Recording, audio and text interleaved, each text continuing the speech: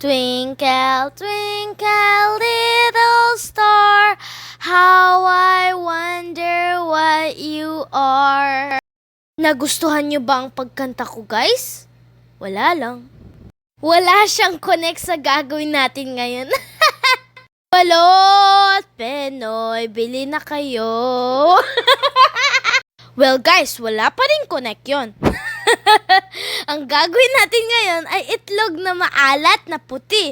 Opo, puti po, hindi pula. What's up, guys? Welcome back to our YouTube channel. Kaya niyo pa bang lockdown? So let us take advantage of it. Gawa tayo ng itlog na maalat. First, boil 4 cups of water with 1 cup of salt. Then, let it completely cool. Opo, dapat malamig na malamig ang tubig para di po malutong mga eggs pag binabad natin sila. Then, let us put the egg in our container. The egg should be submerged in the brine, kaya dapat maghanap ng lalagyanan na lubog sila. Add the star anise. It will help sa paglalangis ng itlog na maalat during the process. Ilagay ang pinalamig na tubig. Keep the eggs on a dry and dark place for at least 20 days.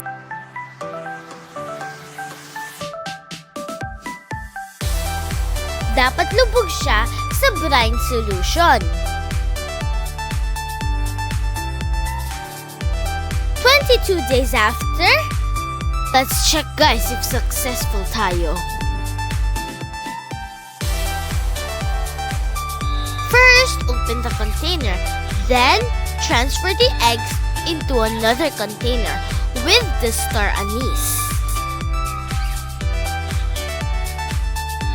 Then wash them and boil them for 20 minutes or more.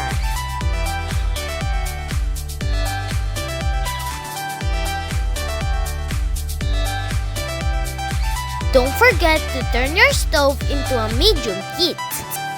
You may steam instead of boiling them. After that, transfer them in a bowl and let them cool. Let's get one and see.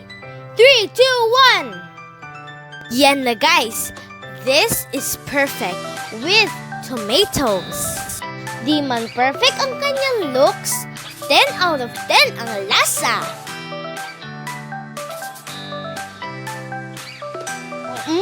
Sarap! Sakto lang kanyang alat.